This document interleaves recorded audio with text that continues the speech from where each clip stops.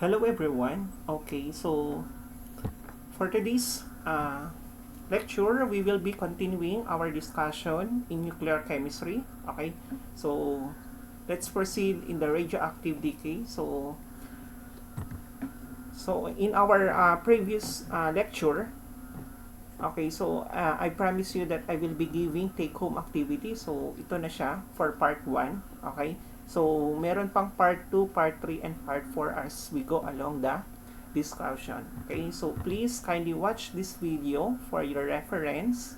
Okay, and for you to answer the take-home activity. Okay, so included here in the presentation. Okay, so radioactive decay, it is unstable isotopes can become stable isotopes by releasing atomic particles in a process called radioactive decay.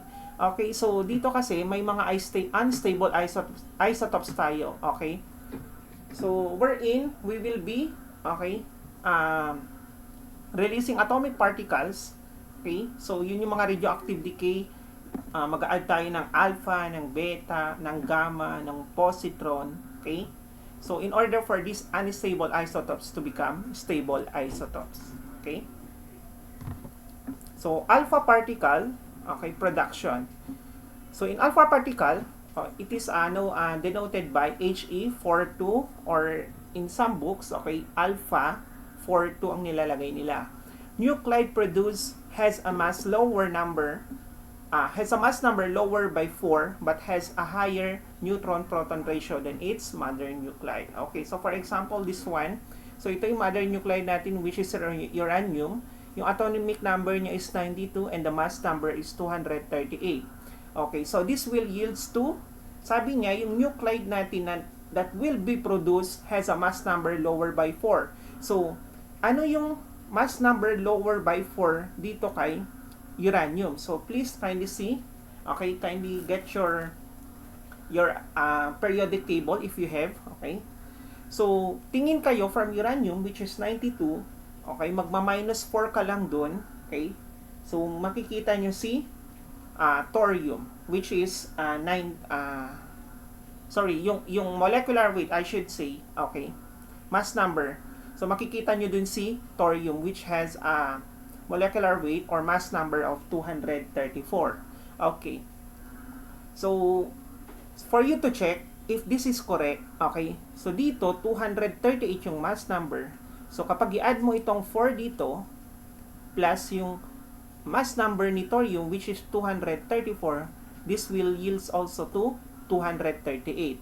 And their proton also, or atomic number, pag i-add nyo sila, so 2 plus 90 is also 92. Okay, so this mother nuclide, okay, will split into alpha particle and its nuclide produced, which is the thorium. Okay, so yung thorium has a higher neutron over proton ratio. Okay, so if you calculate the neutron, okay, so yung neutron ni thorium, okay, over its proton, so this will become, so yung neutron natin, 234 minus 90 over yung proton natin, which is the atomic number. Okay, so this will yields to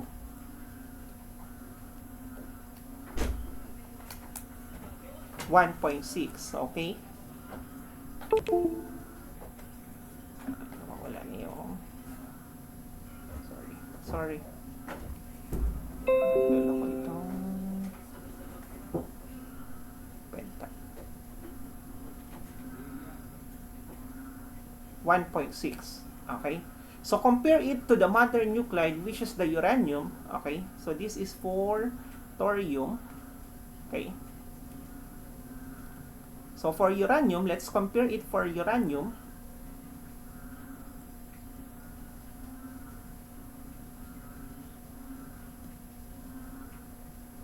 So 238 minus 92 over 92.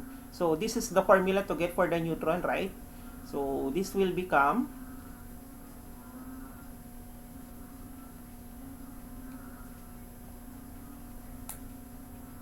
1.586. Okay, so if you compare the two, okay, the thorium has a higher neutron-proton ratio compared to uranium. Okay, so this one also for the thorium. Okay, so same process. Okay, so titingnan nyo lang doon sa may periodic table nyo. Okay, pag nag-add kayo ng alpha particle, be sure na kapag yung magiging nuclei produce nyo, okay, ipag-plus nyo sa may alpha particle, it will result to the mass number of the mother nuclide and its atomic number. Okay, so i-add nyo lang yung dalawang yan. Okay, so that's for an alpha particle production. So for the beta naman, this radioactive decay does not change the mass number of the decaying nucleus. So hindi daw nag-change yung mass number. So kay beta, ganito siya, B, negative 1 and 0. Ito yung mass number niya, hindi siya nag-change. So 0 siya. So nuclide which produces beta particles have high neutron over proton ratio. Okay, same with the alpha particle. And the net effect of beta particle production is to change a neutron to a proton. Okay, so for example, this one. So this neutron here, okay, will yields to 1 proton. Okay, so yung proton natin, it has a mass number of 1 and an atomic number or proton of 1 plus the beta particle. Okay, so kung i-add nyo ito, 1 plus 0, this will become 1. Okay, kay neutron natin, and 1 plus negative 1, this will resolve into 0. Okay, so for the gamma ray naman, we have, it is emitted when the nucleus has excess energy. Okay, the high energy photon given off can relax the nucleus to its ground state. Okay, reduces the energy of the nucleus. Okay, gamma rays has no mass and atomic number. So it is denoted by this one. Okay, gamma. So I hope familiar naman sa gamma lahat. Gamma symbol, yeah, 0, 0. Okay, so let's have here an example, uranium. Okay, so yung alpha particle natin, okay, plus the thorium, okay, plus the gamma production. Okay, so ito yung example niya in which, okay, so wala siyang mass number and also atomic number or the proton. Okay, so for uranium, you will just add the alpha particle and its nuclide produced. Okay, so for you to get the mother nuclide uranium. Okay, so for the electron capture, one of the inner orbital electrons is captured by the nucleus. Okay, since electron has negligible mass, the original nuclide and the nuclide produced will have the same mass number. Okay, so yung original nuclide, okay, so pansinin nyo ito, this is the original nuclide and this is the nuclide produced. So it says here the nuclide will have the same mass number. Okay, so dito sa electron capture, yung inner orbital electrons is captured by the nucleus. So this one, okay, yung inner orbital niya, okay, yung electron natin kanina, okay, so 0, negative 1, okay, this is also a beta particle in some books, okay, E din yung sinusulat nila, or beta, okay, so will yields to, okay, dito titignan nyo naman yung atom, okay, or element in periodic table in which they have the same mass number but different in atomic number. Okay, so dito si mercury natin, they have the same mass number as the yung ano natin, itong gold natin. Okay, so kapag ano nyo sila into equation, okay, so captured by the nucleus, isang electron, okay, and then plus the gamma particle. Okay, so for you to check if it is this equation is correct, so 201 over 80, okay, not over. So, proton niya pala is 80 plus 0 and negative 1. So, yung mass number is 201. Tapos ito, 79. Sorry. Okay? 80 minus 1. So, dito din, 200 yung mass number. Ito is, yung proton is, or the atomic number is 79. So, they are equal. Okay? So, that's how will you check, you would check the equation, okay, if it is balanced or not. Okay? So, ganun din dito, for the electron capture, meron kang always electron and gamma dito. Okay? And for the positron production, okay, these are nuclides with small NP ratio. Okay, the net effect of positron emission is to change a proton to a neutron. Okay, so dito naman, you will change the proton into a neutron. Okay? So, yung proton natin, okay, we will change it into neutron by adding this one. Okay? 0, 1, E. Okay? So, ito yung symbol ni, okay, denoted by, ito yung denote kay positron production. Okay? So, this is the summary for alpha. Okay? Alpha decay. So, ito yung mga alpha particle involved or alpha or He, helium. Okay? So, this is the example for the beta. Okay? In some books kasi electrons din yung ginagamit nila. Okay? So, for the gamma, 0, 0. Okay? For the positron, okay? Yung sinabi ko sa inyo kanina, kapag positron, add ka ng electron. Okay? Yeah, this one. Okay? Or beta, okay? It's either of the two. You can use either of the two. Okay? And for the electron capture also. Okay? So, don't worry, I will be sending the module for this one. Okay, same module. So, for the alpha, okay, so this is the mass, 6.65 grams per particle. Okay, this is the unit, times 10 raised to negative 24, yung charge niya, positive 2. For the beta, negative 1 ang charge. So, its mass is 9.11 times 10 raised to negative 28. And for the gamma, 0, 0. Okay, so, based naman doon sa dinenote natin kanina for gamma. Okay?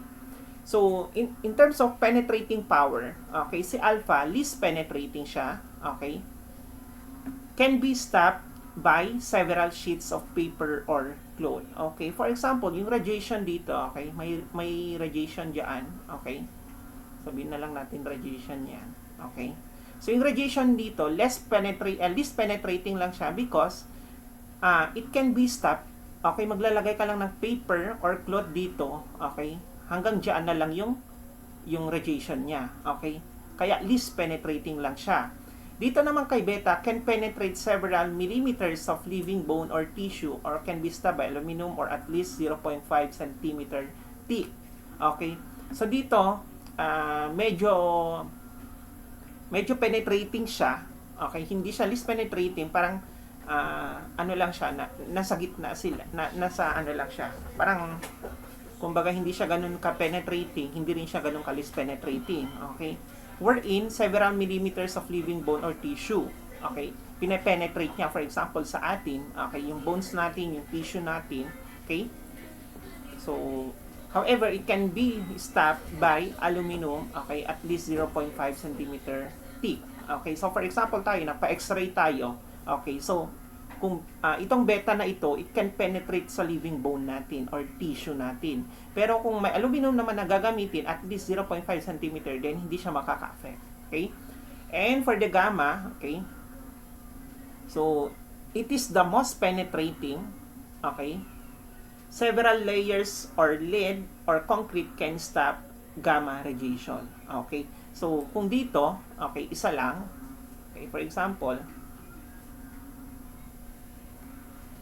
okay, yung cloth lang na yan, kaya niyang i-stop kay alpha, kay beta naman, okay, so sabihin natin 0.5 cm thick.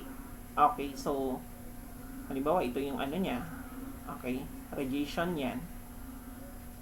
Okay? Yung tick, okay, na kailangan mo for the radiation to be stopped, okay, 0.5 centimeter. Okay? So, dito naman, kay gamma, okay, this is most penetrating na. Meaning, dapat makapal. Okay? Makapal yung ilalagay mong medium, okay, for you to start the radiation. Okay? Okay. So, that's for the alpha, beta, and gamma. Okay? So, let's solve here examples. Okay? So, balance the following nuclear reaction. Okay, so let's balance the nuclear reactions. Okay, based doon sa discussion natin kanina about the alpha, beta, gamma, electron capture, and the positron. Okay?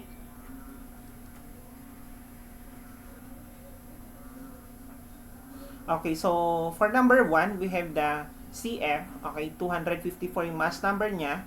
And an atomic number of 98, okay, yields to, okay, the PD, okay, we have PD 16, we have a mass number of 118, okay, and tellurium, okay, 50, atomic number ni tellurium, this is 46, sorry.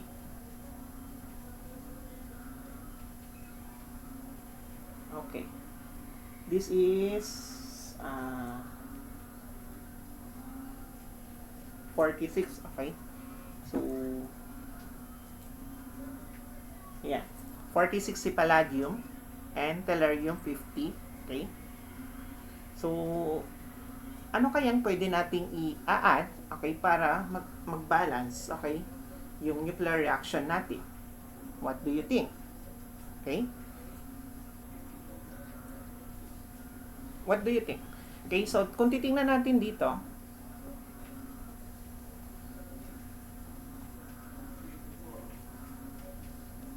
okay, so 254 yung mass number niya, okay, wherein dito, ilang mass number na tayo meron dito? 118, okay, plus 132, okay, so that's equal now to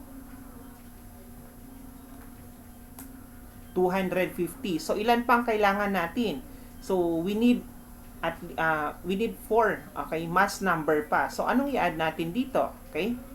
So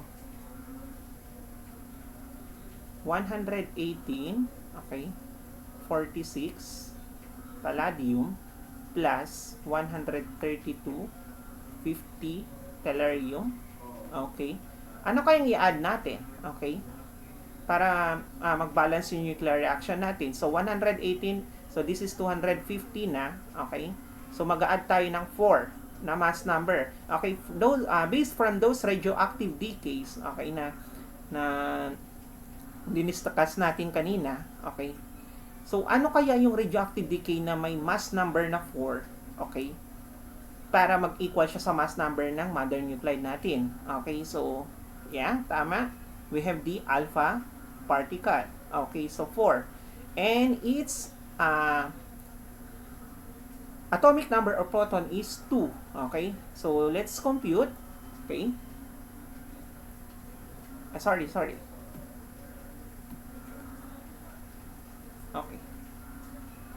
Bago pala natin ititingnan kung si ano pala, kung si alpha siya, let's check first let's check first this is 52, sorry.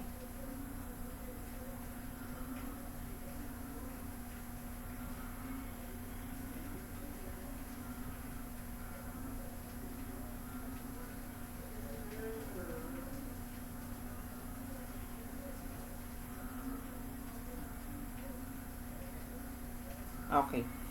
So let's check the atomic number. So 46 plus 52. Okay. So, titignan muna natin. 46 plus 52, this is 98. Okay? So, hindi pala pwede sa alpha particle. Okay? So, kasi, yung proton natin or atomic number natin is same na kay mother nuclide. So, wala na tayong i-add kay atomic number natin. Okay? So, dapat 0 na yung atomic number natin. Okay? Ano kaya ang pwede? Okay? So, here, mag-add tayo ng neutron. Okay? Times the whole number 4. Okay? So, itong whole number na 4 natin na ito, 4 times 1. Okay? So, that will be 4. Okay? Magiging 4 yung mass number natin dito and 4 times 0, this is 0. Okay? So, neutron yung i-add natin. Okay? Kasi, nag-add na tayo na, naging 98 na kasi yung atomic number natin dito. So, dapat wala na tayong i-add dito. Okay? So, that's for number 1. For number 2, okay? So, ano kayang i-add natin dito? So, lithium, okay, 73 plus 10 neutron yields to, okay, this is tritium, I think. Yeah, tritium, di ba yung isotope natin ng hydrogen, plus 1/0 neutron. Okay, ano kaya ang add natin? Okay. So, para maging ganito, okay, compute natin to, 7 plus 1, 8. Okay, mass number niya is 8. Dito naman, 3 plus 0, 3. Okay, dito, 3 plus 1,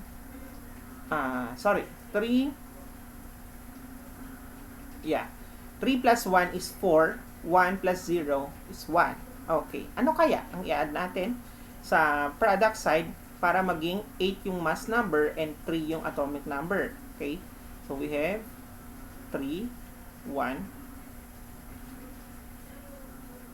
okay, plus 1, 0, neutron, plus, okay, so that's the time. Okay, ilan pa yung kulang natin sa mass number? 4. Okay, so kung 4 yan, at yung atomic number proton natin is, ilan pa kulang? 2. Okay, so based doon sa mga radioactive decay, ano yung may mass number na 4 at atomic number na 2? So this is alpha.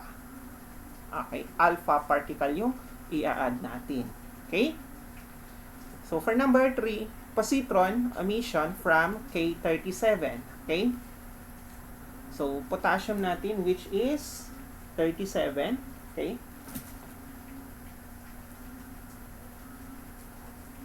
Okay, so,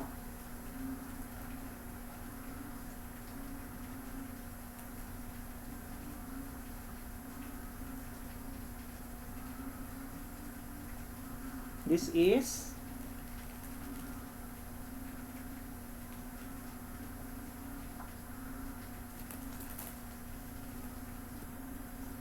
okay.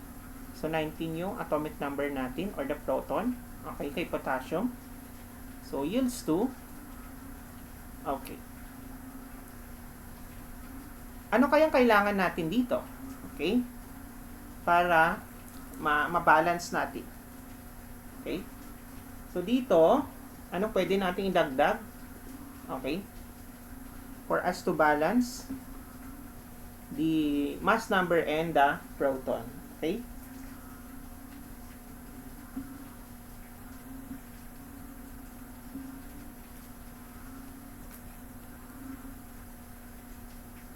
Okay, sorry.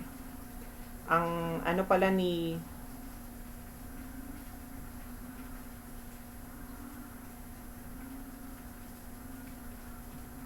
hindi, sakto lang. Okay? Isotope kasi ni potassium to. Okay? Kung K37, so we will be adding here 0, okay, and 1 times the beta plus 37, okay, and 18, okay, from the argon. Okay? So, sir, doon sa ano, kung makikita nyo doon sa periodic table nyo, hindi 37 yung nakalagay na mass number niya. Okay? So, Dito kasi ito yung isotope. Okay, isotope yung inaano natin dito, in which 37 kasi yung ginamit niya kay potassium. Okay? So, kung hindi given, okay, for example, wala sa periodic table nyo, magbe-base na lang kayo sa, okay, magbe-base kayo sa may atomic number niya. Okay? So, beta yung inat niya, okay? Kasi 18 plus 1 is 19. Okay?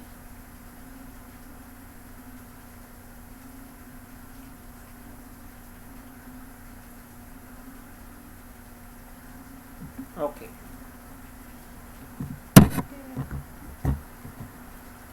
So, here, another example. Write the equations for the following nuclear reactions and confirm that they are balanced with respect to nuclear mass and nuclear charge. Okay, for letter A, the emission, okay, of a alpha particle by radon 222 to form polonium 218. Okay? So letter A, emission of alpha particle. So meaning alpha particle yung ginamit niya, which is 4 and 2. Okay? So dito,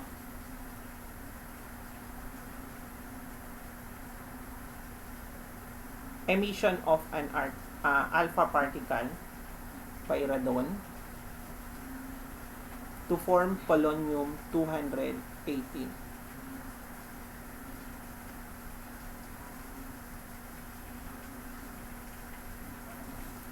Okay, so let's check for the polonium 218, 222. Okay. Radon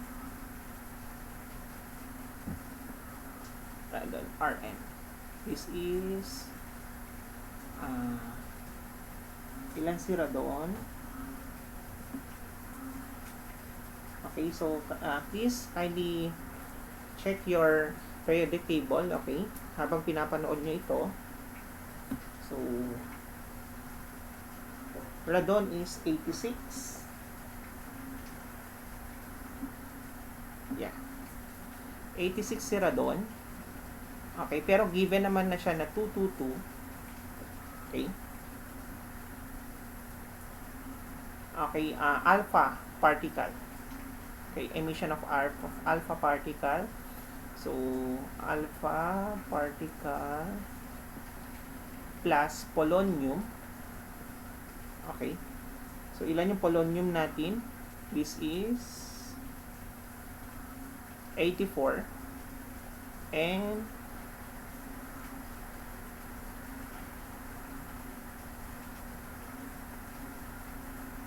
polonium 218. Okay, given na pala siya. Okay. So, class, baka malito kayo kasi yung nasa periodic table natin is 209. Okay, so given naman sa problem kung polonium 218.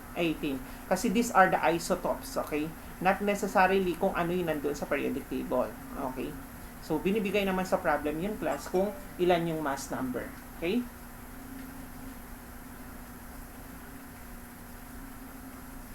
Okay, so letter B.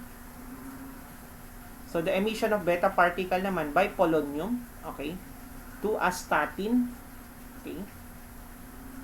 So, yung polonium natin, which is 218, okay, and 84,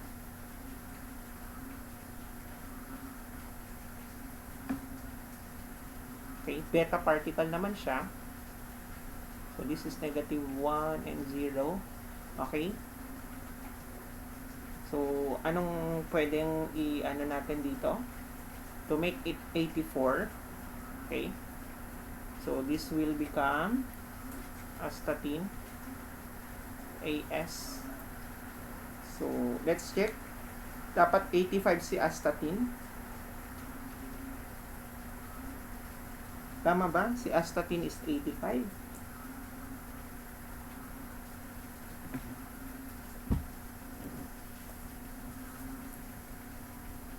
Yeah, 80.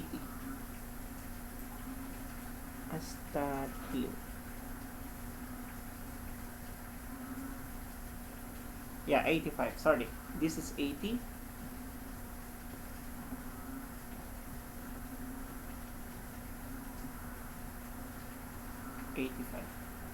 Okay? So, ganyan lang class, okay, ang mag-balance ng nuclear reaction. Okay? So, for your take-home activity, part 2, okay, so, yan, mabilis lang to. Okay, class, so baka malito kayo, itong mga nasa baba dito, these are the mass number, okay? So, nasa taas sila dito, yan sa taas, okay? So, nagulo lang nung tinype ko, hindi ko alam bakit siya naging ganito, okay? So, yung 235, that is the mass number, okay? Okay, so maglalagay na lang ako ng legends dito, class. Okay? Para hindi kayo malito.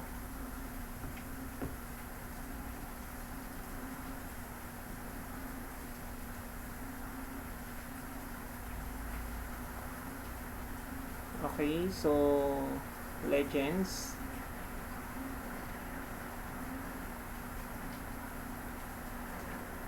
Okay, underline ko. Yung mga in-underline ko dito, plus these are the mass number.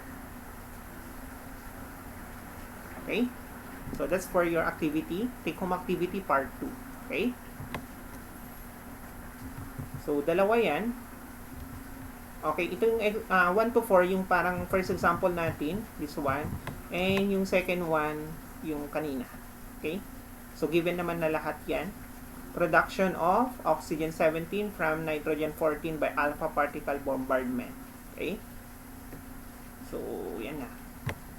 Okay, so let's move to nuclear stability. So, wait lang, class. I-check ko lang kasi baka malaking MB mamaya nito. Ilang oras. So, target nating 1 hour. Okay. Tapos kung hindi kayanin ng 1 hour, then another separate video ulit. Kasi hindi siya pwedeng masend sa messenger. Sa Telegram. Okay? Hanggang 2 gigabytes lang yung limit ni Telegram. Okay, so i-limit ko lang yung video lecture ko muna for 1 hour. So, we still have 28 minutes. Then, pag hindi natapos ng 1 hour, next continuation. Okay, so let's proceed for nuclear stability. So, here, in the nuclear stability, so stable isotopes are that do not undergo spontaneous nuclear decay. So, unstable isotopes are the opposite, and they may also be referred to as radioactive isotopes or radioisotopes or radioactive nuclides or radionuclides. Okay? So, rules of nuclear stability. Okay? So, isotopes with atomic number, okay, greater than 83 have unstable nucleus. Meaning, yung mga atomic number, okay, na greater than 83, unstable nucleus sila. Okay? And for the isotopes with atomic number less than 83 have stable nucleus, okay, when the ratio of neutron and proton is 1:1. Okay? In isotopes with atomic or number of protons less than or equal to 20. Okay? So, may graph dito mamaya. So, yung atomic number of protons is less than or equal to 20. Okay? So, kapag yung isotopes, okay, again, remember, greater than 83, unstable yung nucleus nila. And then, kapag yung atomic number naman less than 83, stable nucleus sila. Okay? So, meaning, kapag unstable nucleus, okay, they are not in stability state. Okay? Hindi sila belong sa nuclear stability. Okay? So, yung nucleus kasi nila unstable. So, masasabi nating nuclear stability siya kapag stable yung nucleus nila. Pairs of protons and neutrons provide increased stability. So, this means that the isotopes with nuclei with even numbers, okay, yung nuclei with even numbers of both protons and neutrons are more stable than those with odd numbers of both protons and neutrons. Okay? So, may table mamaya dito.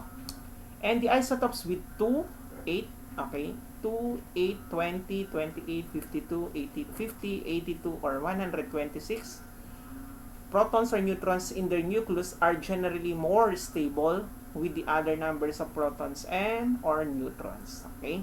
So, in other words, okay, tinatawag din ito na magic numbers. Okay? Because these numbers, okay, sila yung mga stable yung nucleus nila. Okay? So, tingnan natin sa graph later. Okay? So, please remember the magic numbers 2, 8, 20, 28, 50, 82 are 1, 2, 6. Okay? So, ito yung kanina. So, kapag even yung proton and neutron nila, number of stable isotopes is 163. Pag even or odd naman, ang neutron naman, 53 yung stable isotopes. Okay? Pag odd and even naman, odd yung proton, even yung neutron, 50 yung number of stable isotopes niya. And kapag both odd, mababa yung number of stable isotopes niya. So, yung trend natin dito is pag ganito, increasing stability. Okay? So, meaning, kapag both proton and neutrons are even number, so, mataas yung stability niya. Okay? Okay, so dito, so, alpha decay, okay, so mag-add tayo ng alpha decay when the atomic number is greater than 83. Okay? So, ito yung sinasabi ko sa inyo kanina. So, kapag greater than 83, unstable yung nucleus niya, that's the time mag-add tayo ng alpha decay, okay, yung 4 and 2, para maging stable siya. And for the atomic number, okay, beta decay naman, okay, so yung neutron-proton ratio niya is greater than 1, okay, yung mga atomics na 1 to 20, greater than 1 yung neutron over proton ratio nila. Pag 21 to 40 atomic numbers, okay, so approximately 1.25 yung ratio ng neutron and proton, and for 41 to 82, 1.5 yung ratio nila. Okay? And for the positron emission and electron capture, so yung atomic numbers 1 to 20, less than 1 naman yung ratio. Okay? Kabaliktaran naman nito. For 21 to 40, so less than 1.25, and 41 to 82, less than 1.5. Okay? So, dito makikita natin sa graph. Okay. Yan yung graph natin.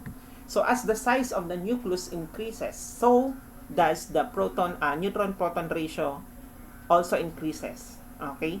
So, that indicates the stability. So, pag nag-increase daw yung nucleus, okay, natin, dapat nag-increase din yung neutron and proton ratio natin. Okay? So, kung makikita nyo, ayan, dito kanina. So, sabi natin kanina, okay, yung proton, okay, kapag,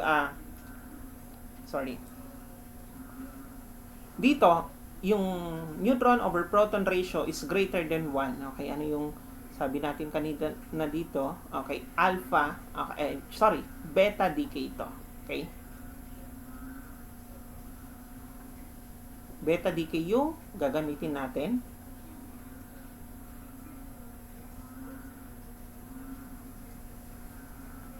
Okay, this region here is the beta decay. Okay. So, itong line na ito, okay, ayan yung line na yan. Yung kapag neutron and proton ratio nila is equal to 1. Okay, linear siya. Okay. And then, dito yung stability region, meaning stable yung mga nandito. Okay? Yung mga isotopes na nandito is stable. Okay? And these regions here, okay, this is the, okay, so kapag less than 1 na, these are the positron or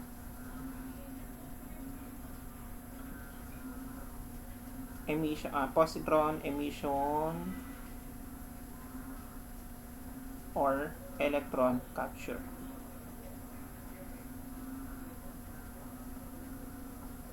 Okay. So, yan yung mga regions in which, okay, so makikita niyo siya kung beta ba siya, kung positron ba siya, okay. So, Yan, yung mga regions dyan. Okay? So, dito naman, okay, yung, kung nakikita nyo yung kulay black dito, this one. Okay?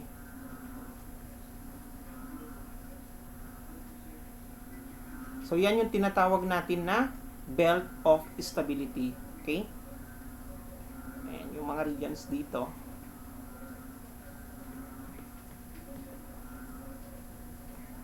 This is the belt of stability. Okay? So, meaning, yung belt of stability, yung mga nandito part, these are the, okay, yung nuclides nila are stable. Okay? So, stable yung nuclides nila, yung nasa belt of stability. Okay?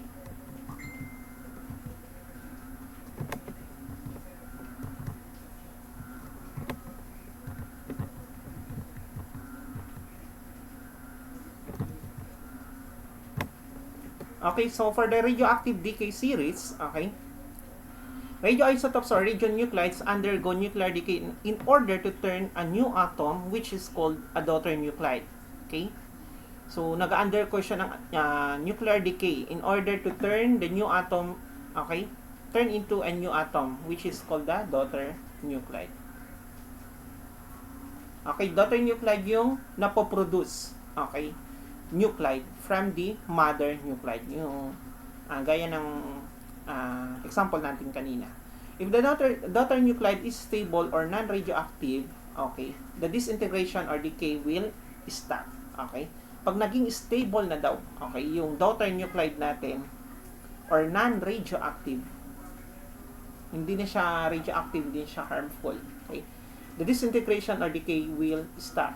And if the daughter nuclide is radioactive, okay, then the disintegration or the decay process will continue until maging stable yung final nuclide niya. Okay? So, yun. Kung radioactive pa siya, okay?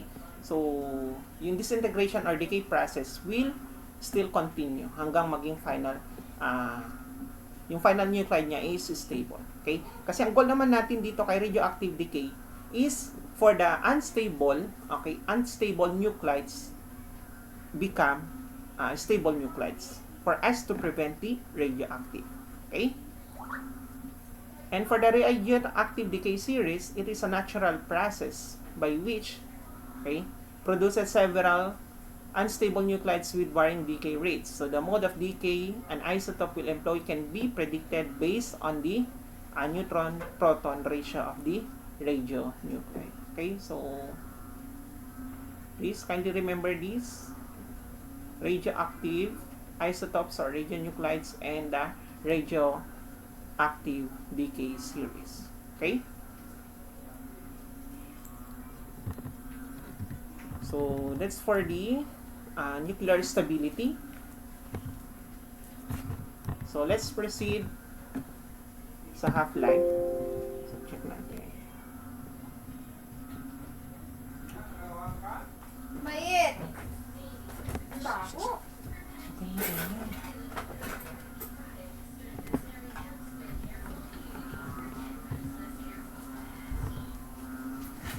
Nagre-record ako.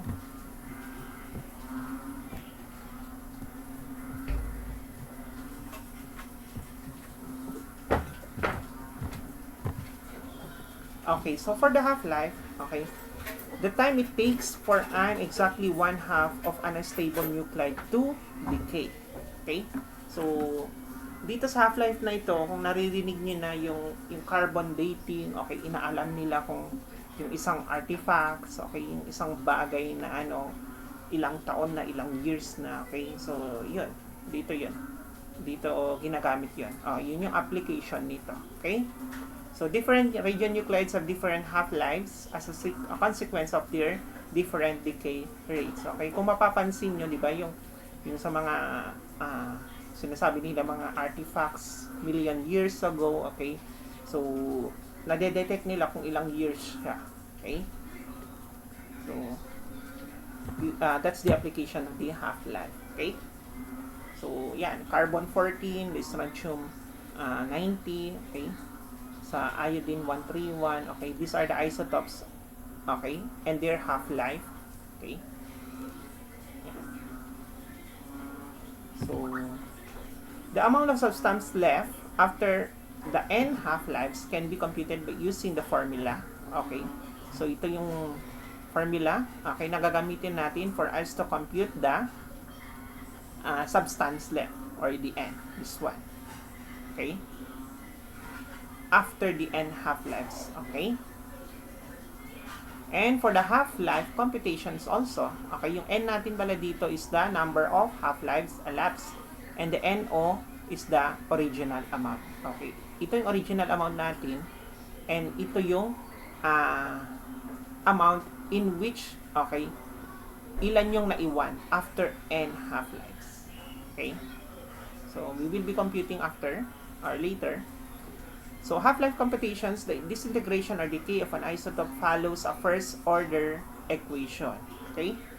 So, first-order equation, I think sa ano to, sa pagdating nyo ng differential equation, yeah. The differential equation yata siya part yung, yeah, yung first order, second order, okay, third order. Okay? So, doon nyo ma-encounter yung sinasabi kong order. Okay?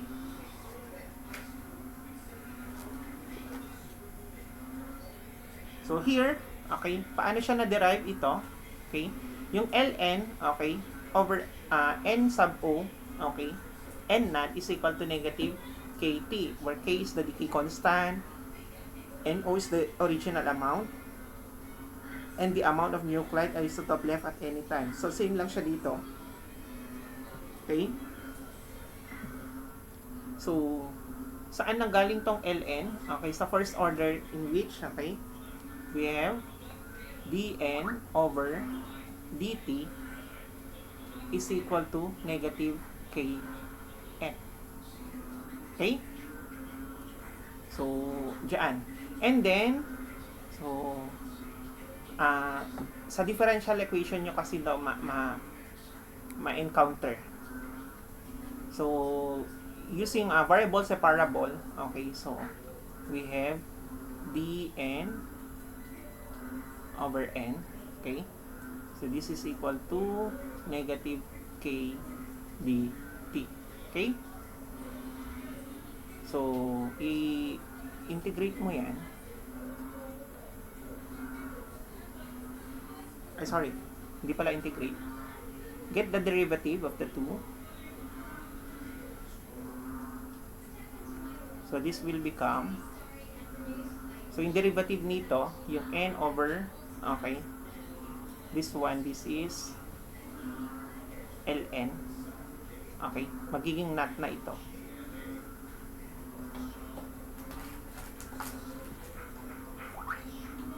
Is equal to, okay, negative k. What's the derivative of dt? This is t. Okay? So, yan yung, okay, yan yung equation. Paano na-derive itong half-life natin na formula. Okay? This one. So, for the half-life or yung t 1/2, this is equal to ln2 over k, or in which 0.693 over k. Okay? So, this formula here, minimemorize namin to kasi lumalabas to sa board exam. Okay. So, let's have an example.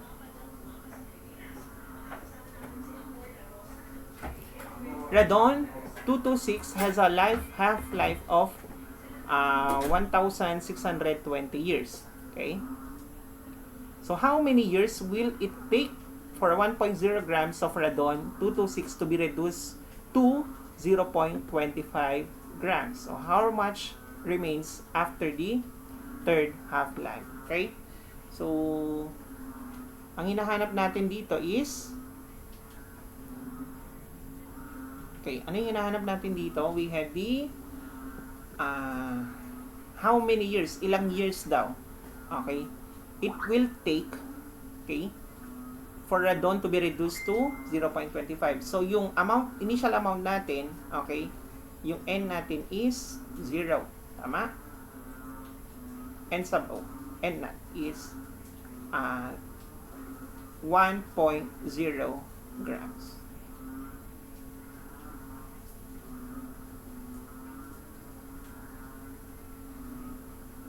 And for the N natin, this is 0.25 grams.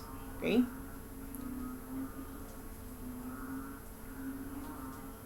So, how many years will it take? Okay, ang half-life natin given is 1,620 years. Okay?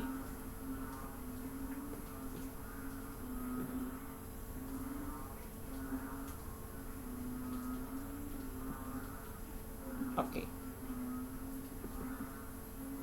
So, let's solve.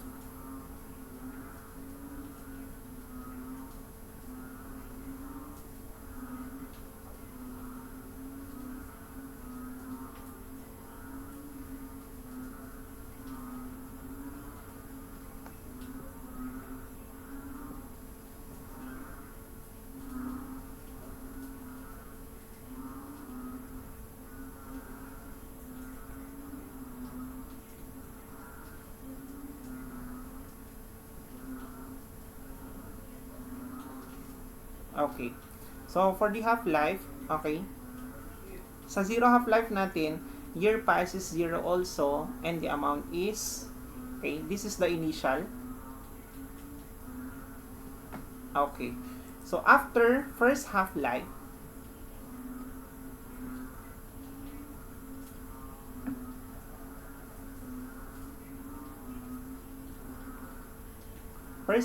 natin, so this will yields to 1,620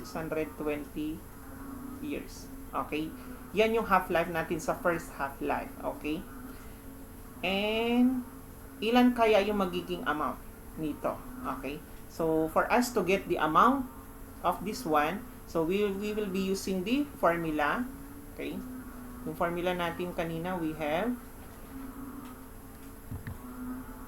this one. Okay? Ito yung susundin natin. N over N sub O is equal to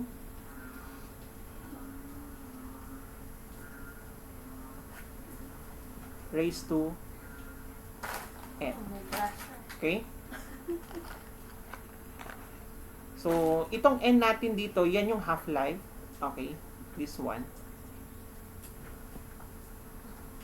Okay? So, let's just substitute yung sa first half-life natin, which is yung N is equal to 1. So, yung N natin, 0. Okay.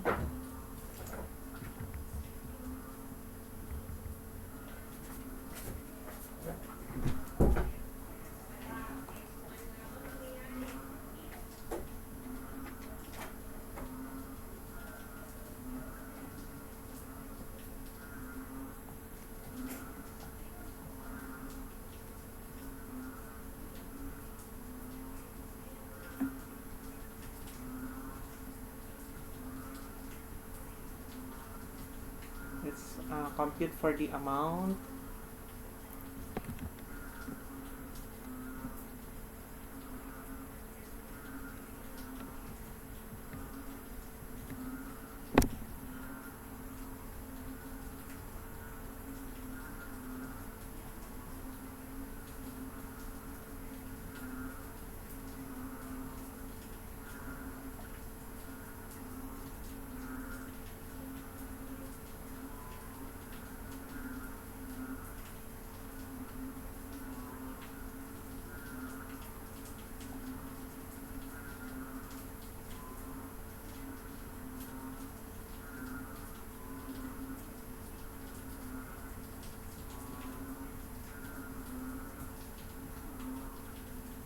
Okay, so ang kinukuha natin na amount, this is the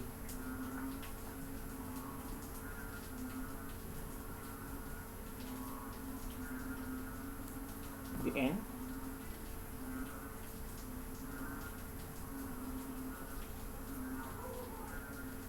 Okay.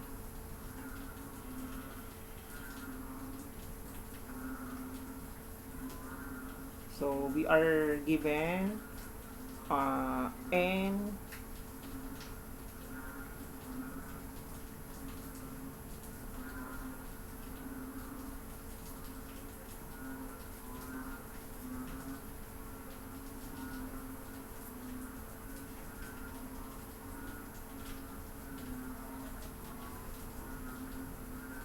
is equal to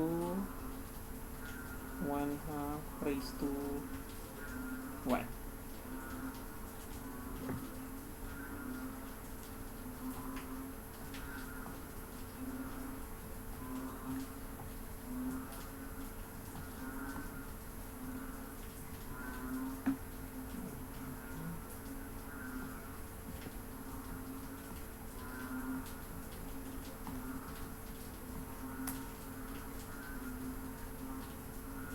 Okay.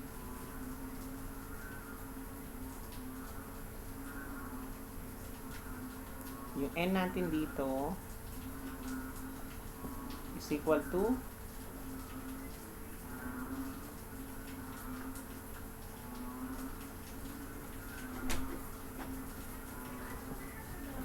0.5. Okay?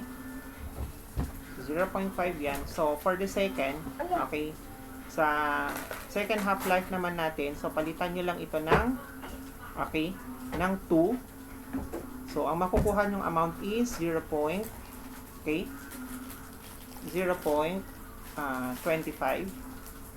Okay? And sa third half-life natin, this is 0.125.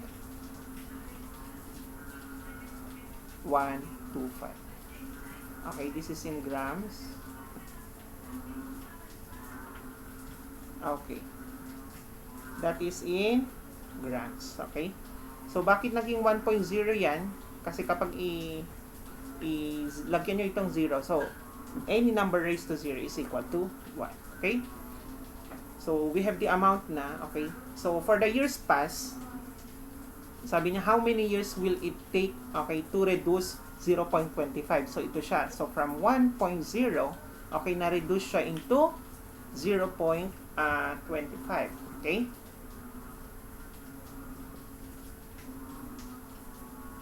Okay. So, ilang years daw? So, kung sa second half-life, so mag-add din tayo ng magiging times 2 ito. Okay? So, 1,620 times 2. Okay? Kasi second half-life na siya. This is 3,240 years. Okay. So, how much remains after the third life, half-life? Okay. So, ilan daw yung amount yung tinatanong dito? So, this is 125. Okay. Pero yung ilang years ang nakalipas sa third half-life, so 1,620 times 3 naman dito. Okay? This is 4,860 years. Okay? So, the answer here sa letter A, okay? So, how many years? Ito yung tinanong sa kanya.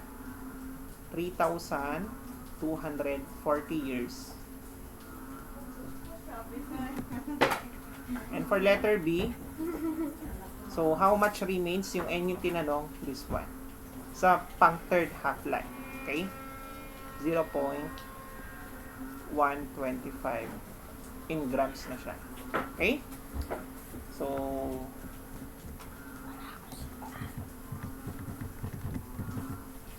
that's how you will solve the half-life. Okay?